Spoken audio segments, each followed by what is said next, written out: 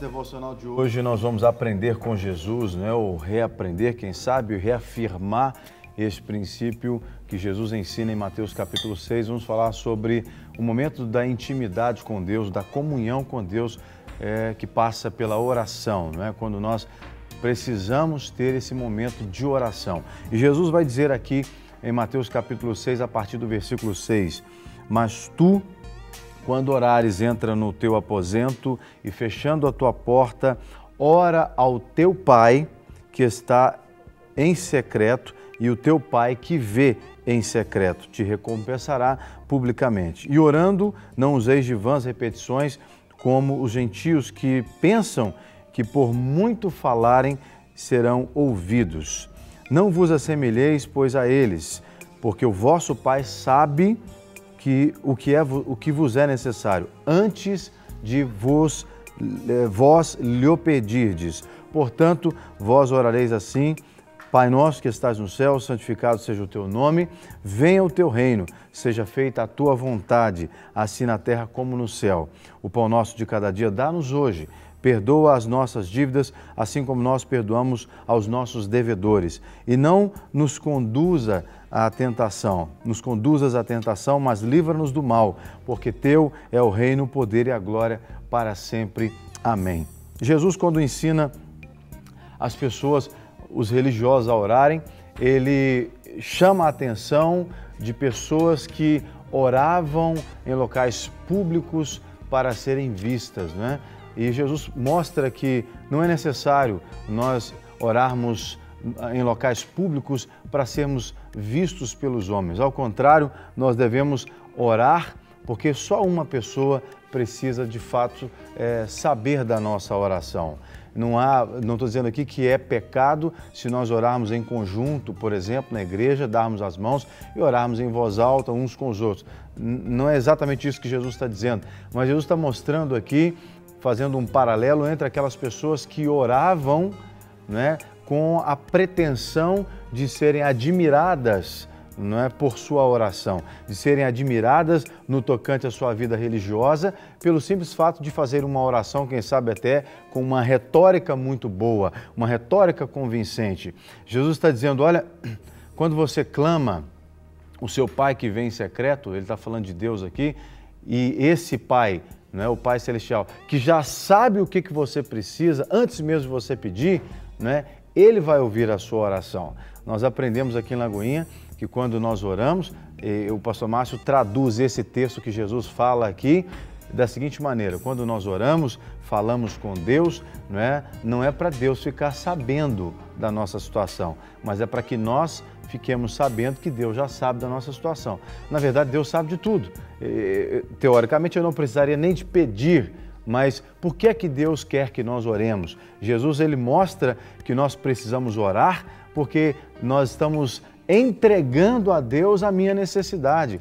Quando eu oro, eu estou dizendo para Deus aquilo que eu creio e em quem eu busco. Eu creio em Deus que vai responder com um milagre na minha vida, portanto, eu falo com Deus. E Jesus fala, olha, você pode orar na sua intimidade com Deus e Deus vai te ouvir, porque Ele já sabe do que você está precisando antes mesmo que você fale, não é? Mas você precisa orar. E quando você orar, faça uma oração que contemple não só a sua vontade, mas contemple a vontade de Deus também, né? Porque é muito comum, e naquela época não era diferente dos dias atuais, as pessoas fazerem orações egoístas, orações que só contemplam a sua vontade. Senhor, faz isso para mim, é o meu, sou eu, né? E eu, o tempo todo na oração, né? E Jesus mostra aqui uma oração muito interessante, onde ele diz, né? Pai que está no céu, meu Pai que está no céu, Pai nosso que está no céu, que o teu nome seja santo, santificado, né? Ele está mostrando ali que há realmente o reconhecimento da santidade e da soberania de Deus. Santificado seja o teu nome, venha o teu reino, não é? Ele mostra que a pessoa que ora precisa ter consciência que existe a vontade de Deus estabelecida no reino de Deus. Tanto que Jesus na oração diz, né, que seja feita a tua vontade aqui na terra como no céu. Nessa oração, quem ora essa oração, aliás, nós crentes precisamos orar mais frequentemente esse modelo de oração. Não necessariamente você precisa repetir essas palavras que Jesus disse, mas o modelo, o princípio da oração. Quando essa pessoa que ora aceitando a vontade de Deus ou invocando a vontade de Deus aqui na terra, essa pessoa está dizendo para Deus, né, que ela reconhece que a vontade prevalecente não deve ser a dela, mas a vontade de Deus. A vontade de Deus é que deve, de fato, prevalecer, não é? Venha o teu reino, não é? Seja feita a tua vontade, assim na terra como ela é feita no céu. O pão de cada dia dá-nos hoje. Jesus mostra mais uma vez aqui a dependência. A dependência. Eu não só reconheço que há o reino de Deus, portanto, eu não vou buscar as coisas desse mundo, mas eu vou buscar as coisas do reino de Deus e vou buscar a provisão para a minha vida em Deus. O pão que eu preciso reconhecer que ele vem de Deus. Ele não vem da empresa para quem eu trabalho, não é? O pão aqui simboliza o sustento, simboliza a provisão. Não vem dessa ou daquela empresa ou daquele trabalho que eu faço, mas vem de Deus, que é aquele que tem a sua vontade feita lá no céu, assim como eu estou invocando essa vontade dele aqui na terra, né? E ele fala claramente sobre isso, né? O pão de cada dia dá-nos hoje, né? E aí ele passa para um outro reconhecimento. Não só reconhece que há a vontade de Deus, que há o reino de Deus, não só reconhece a dependência de Deus no que tange a questão do sustento, mas reconhece também, né, a limitação humana, quando diz, né, perdoa as nossas dívidas, como nós perdoamos a quem nos tem, aos nossos devedores, aqueles que nos ofenderam.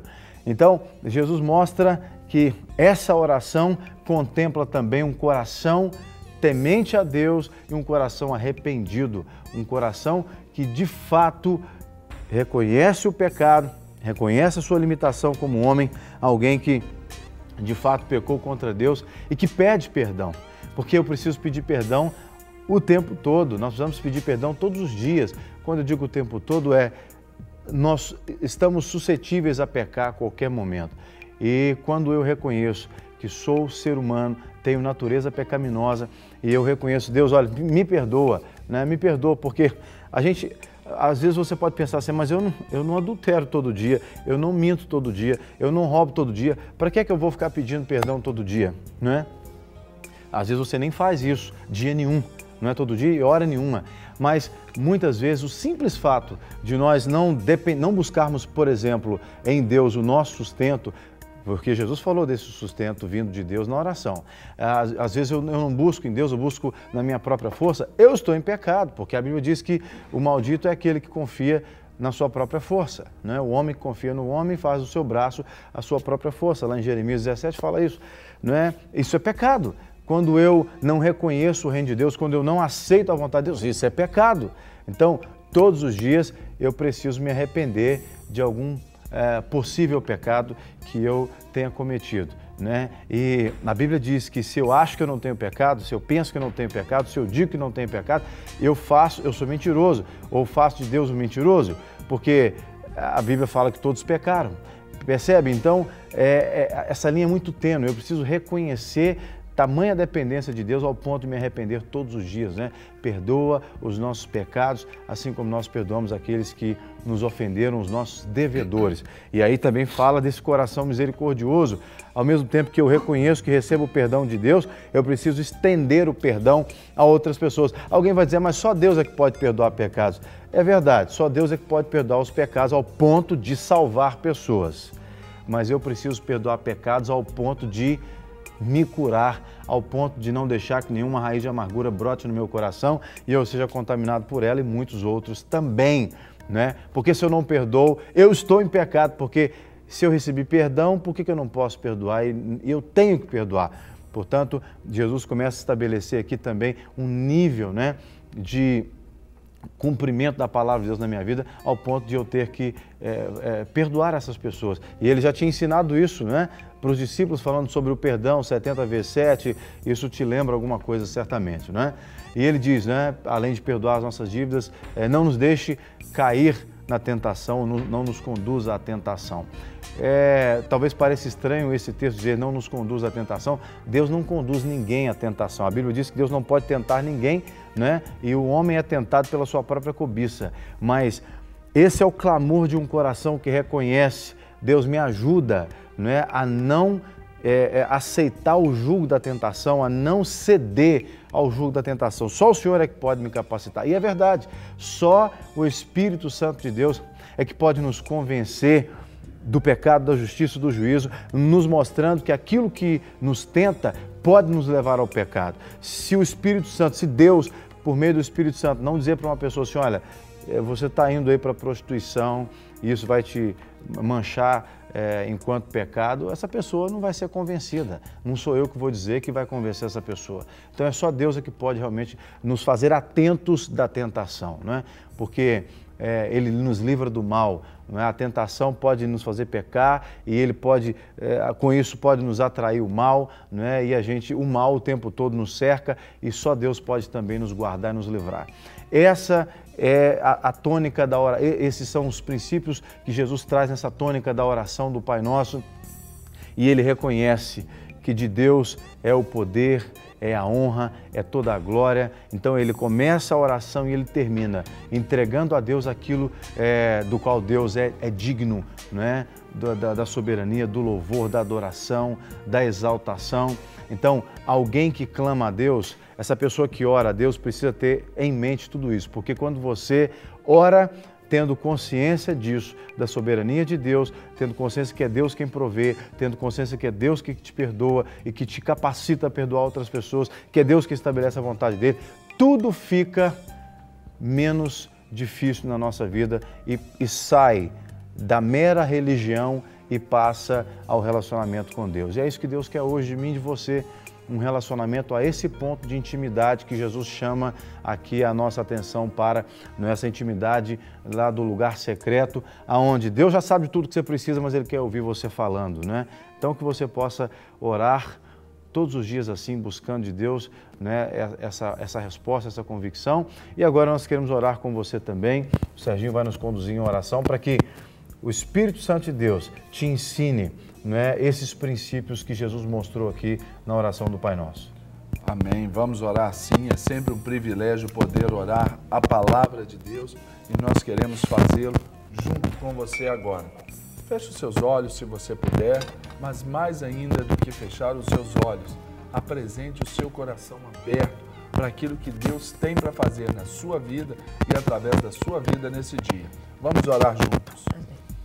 Querido Deus e soberano Pai, nosso Pai de amor, o nosso Pai celeste, nós glorificamos a Ti nesse dia, especialmente, ó Deus, por essa palavra que nos ensina, essa palavra que nos exorta, essa palavra, Deus, que nos edifica, e queremos então fazê-lo na intimidade que é proposto, ó Deus, por esse texto mesmo aqui lido. Queremos entrar numa intimidade com o Senhor, queremos estar fechados num quarto, eu e o Senhor, o nosso telespectador e o Senhor, essa conjunção, Deus, para que saibamos e entendamos aquilo que o Senhor quer de nós e para nós. Por isso, Deus, venha o Teu reino. Seja feita, Deus, a Tua vontade na minha vida, na vida do meu irmão, assim como a Tua vontade, ela é feita nos céus. Que o Senhor nos ajude, que o Senhor nos abençoe, que o Senhor nos guarde, que o Senhor nos proteja, que o Senhor nos fortaleça, a nós individualmente, mas sobretudo como corpo do Senhor sobre essa terra, como a igreja do Senhor nessa terra.